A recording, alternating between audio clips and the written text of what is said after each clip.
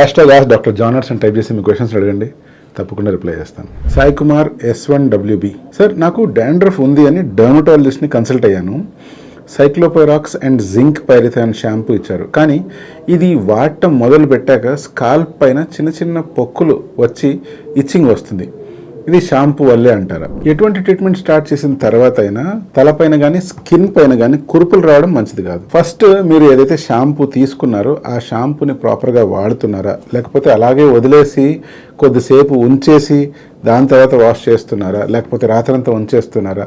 First మీరు వాడే విధానం గురించి తెలుసుకోవాలి. అంటే మీకు షాంపూని ఎలాగైతే డైరెక్ట్ చేశారో అలాగే వాడాలి. కొన్నిసార్లు over night lotion come shampoo లాంటి ప్రిపరేషన్స్ ఉంటాయి. అటువంటప్పుడు అవి ఓవర్ నైట్ అప్లై చేయవలసిన అవసరం రావచ్చు. మీకు ఇప్పుడు ఇచ్చిన షాంపూ అలా ఓవర్ నైట్ కాకపోవచ్చు. సో అలాంటప్పుడు కూడా మీరు పొరపాటున ఓవర్ నైట్ అప్లై చేశారు అంటే కురుపులు వచ్చే అవకాశం ఉంది.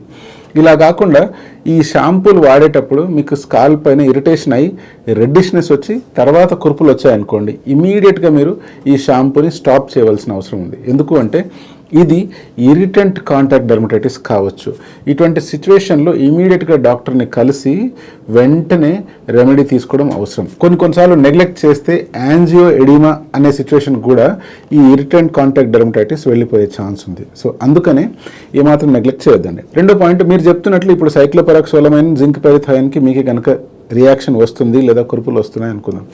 అటువంటప్పుడు మీరు మీ డాక్టర్ దగ్గరికి వెళ్ళినట్లయితే దాన్ని మార్చి వేరే ప్రిపరేషన్స్ ఏవైనా మీకు సెట్ అవుతే అది కిట్కనజోల్ కావచ్చు లేదా సాలిసిలిక్ యాసిడ్ ఫార్ములేషన్ కావచ్చు. బట్ ఇప్పుడు ఈ సాలిసిలిక్ యాసిడ్ ఫార్ములేషన్ ఏవైనా ఉన్నట్లయితే దాంట్లో వచ్చిన ప్రాబ్లం ఏంటి అంటే ఎంతో కొంత హెయిర్ లాస్ అయ్యే ఛాన్స్ ఉంది. సో ప్రత్యేకించి మీరు ఈ షాంపూ వాడడం స్టార్ట్ చేయండి అని చెప్పలేం.